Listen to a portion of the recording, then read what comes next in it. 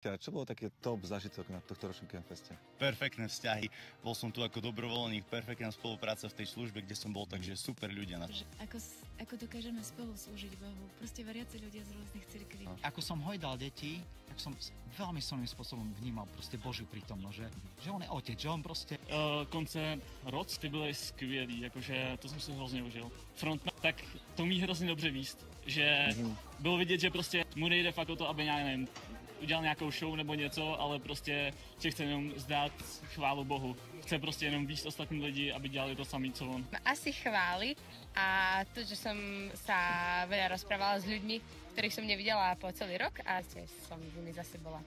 Keď sme tancovali v hangári naozaj s takou radosťou, že ruky hore a naozaj, že to je taká úplná radosť. Mne sa strašne páčili prednášky a múdrosti. Keď som mohol zaspávať prítomnosti mojej dcerky, ktorá ma objala, ktorá ma poboskala, povedať: Tadinko, milujem ťa.